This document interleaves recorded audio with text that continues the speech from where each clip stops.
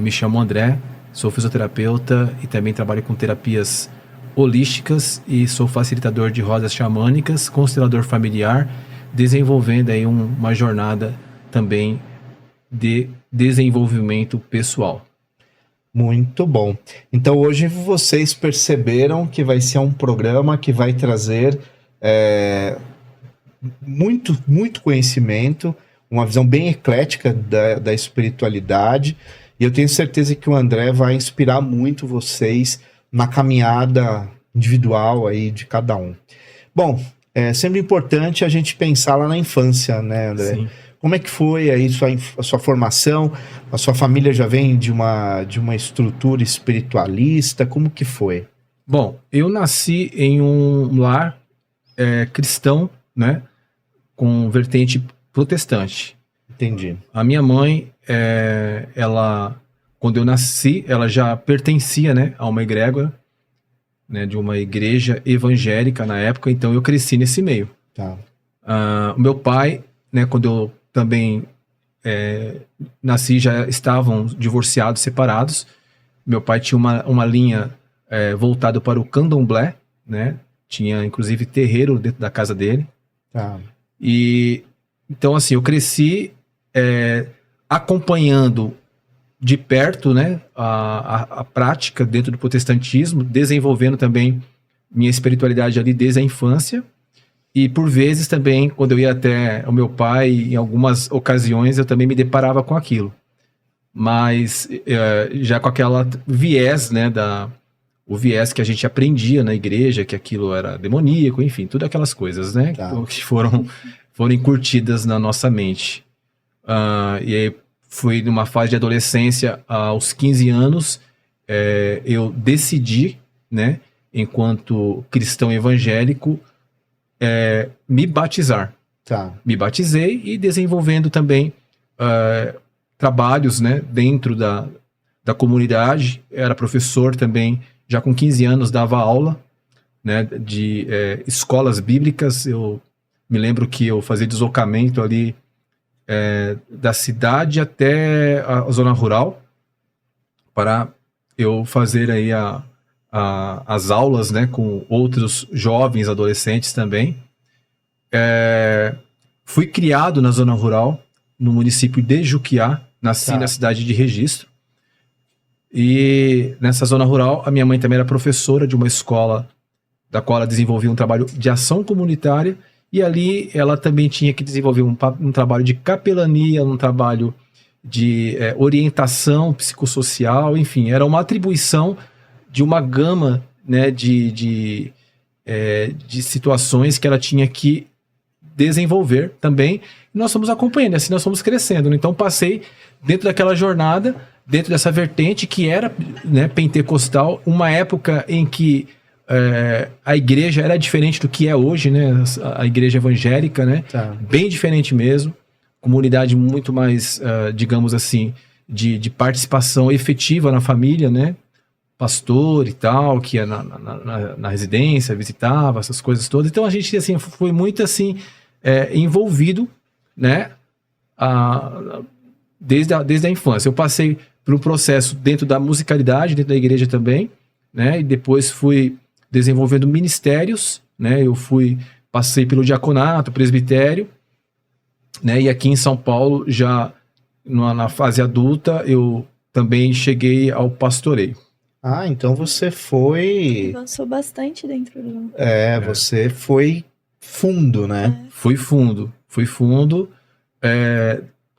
Também, né, eu estudei a teologia, né, aqui em São Paulo, já morando aqui. Quando eu vim para São Paulo, eu vim para entrar nas Forças Armadas. Eu prestei um concurso para a Força Aérea Brasileira e vim para cá, né, e aí, nesse meio termo, eu me contatei com um pastor que era amigo da família, e ele estava com o ministério, inclusive iniciando o ministério, e eu comecei também a desenvolver meu trabalho ali também, juntamente com ele, né, e fiquei uns bons anos, né, aí desenvolvendo esse trabalho, como aquelas funções eclesiásticas, diaconato, depois presbitério, e depois pastoreio, né.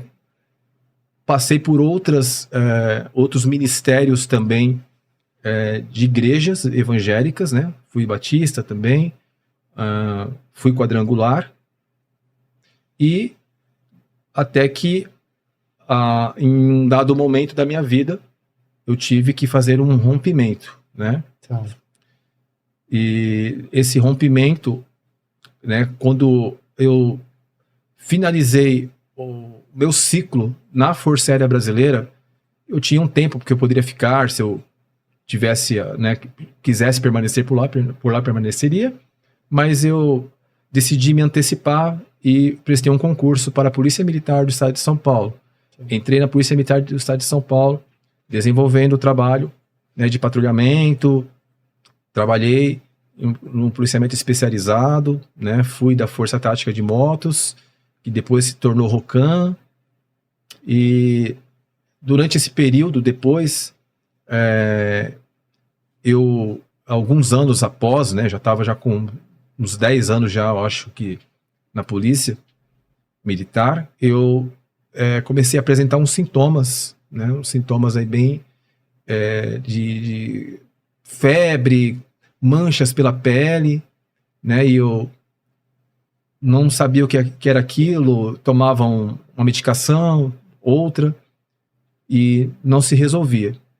E durante esse inteirinho também, eu já tinha prestado um vestibular e entrado na faculdade. Eu estava na faculdade, né, e isso foi já, digamos, a faculdade tinha 4 semestres, eu estava no 3º semestre, e já começou a apresentar esses sintomas. Tá. E na Polícia Militar eu fui para a junta médica, né? E lá foi solicitados os exames e o diagnóstico que veio era que eu tinha uma infecção urinária, mas nenhuma medicação estava produzindo resposta. E eu fiquei muito preocupado, minha família também ficaram todos preocupados, né?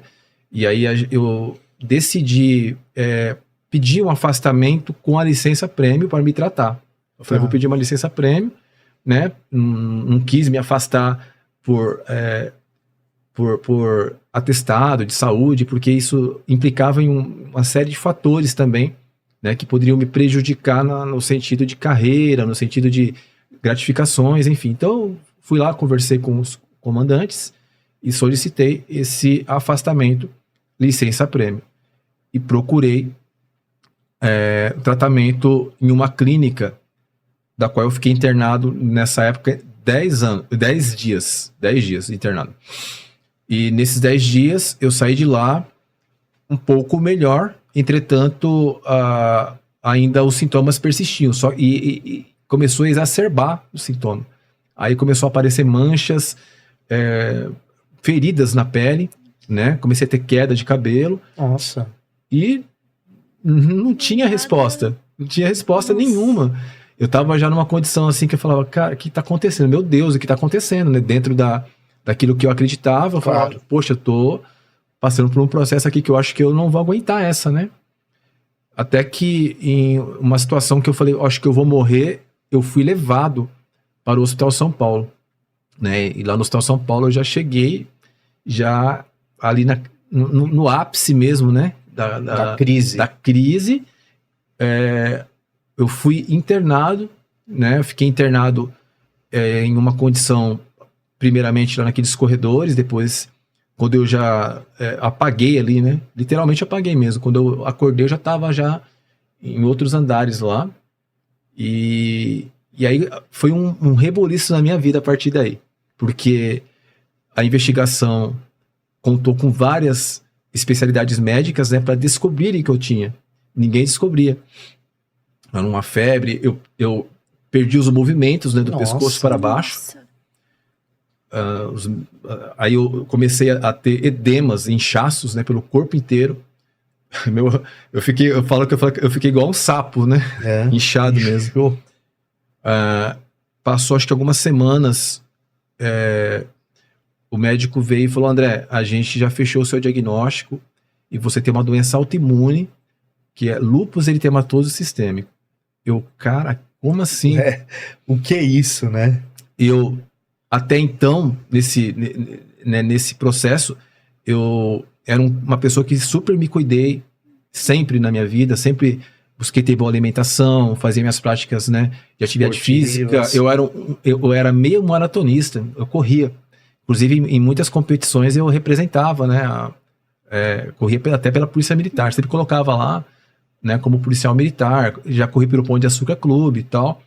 E até que os próprios amigos, né, os colegas de trabalho ficaram, poxa, mas o André, um cara que sempre, né, cuidou da sua saúde, ficava dando orientação pro pessoal, mas foi uma coisa assim que foi uma intercorrência que a gente não imagina, né, que ela já vem de uma condição genética que você não tem como saber. E ela despertou de uma hora para outra. De uma hora para outra. Foi assim, questão de... Vamos pensar. Comecei a ter... o sintoma começou a aparecer uma mancha na minha pele, aí depois eu comecei a ter a sensibilidade diminuída nas mãos, né? Qualquer frio que eu tinha, minhas mãos elas não circulavam sangue ali. Queda de cabelo, você falou, né? Que chama-se alopécia, né? Aí nesse inteirinho, quando veio esse diagnóstico, aí o mundo desabou, né? Eu falei, mas assim... E eu falei, tem cura? Ele falou, não tem cura. E ele falou, o tratamento agora é medicamentoso, você vai fazer uma quimioterapia. Eu falei, por quê? Ele falou, porque o seu rim está afetado, o comprometimento dele é crônico, já está assim numa condição que a gente está tentando segurar para você não ir para hemodiálise. Meu né? Deus. E você não era jovem? Tava com 31 anos. Não, muito jovem. Aí, nessa ocasião, eu comecei já na internação, né? Os médicos do Hospital São Paulo, assim, diga-se de passagem, são excelentes, né? Profissionais. Que descobriram também, Descobriram, né? Mas, assim, o tratamento, ele é pesado, né? Que eu tomava várias medicações. Eu acho que, que eu me lembro, eu tomava 20 medicações, né? 20 medicações. Aí comecei a fazer essa quimioterapia, que se chama pulsoterapia, com uma medicação que é imunossupressora, né? E, enfim, depois de 30 e poucos dias eu recebi a alta. Eu recebi alta e saí nessa condição. Saí sem, assim, não consegui andar, fadiga. Eu já saí com várias restrições alimentares, restrições de não poder me expor aos raios ultravioletas. Falou, você não pode tomar sol, né? Porque isso ele pode desencadear. E também, além disso, né, foram vários órgãos afetados. O coração, o pulmão, né, o pericardite, as articulações. E por conta disso, eu tive, assim, profundas reflexões, né? Até que, durante esse período em que eu fiquei em tratamento, eu me esforcei, né, para levar o tratamento a sério, mas como eu já tinha, assim, uma tendência sempre a essa simpatia, né, pelas questões naturais, eu também buscava, né, nesses recursos naturais, respostas para poder potencializar, porque a medicação ela tem efeitos também colaterais e alguns deles deletérios. Inclusive, a prednisona, o corticoide, ele causa uma série de situações, desencadeando até a osteoporose, né, que foi o meu caso também, né, desencadeou tudo isso.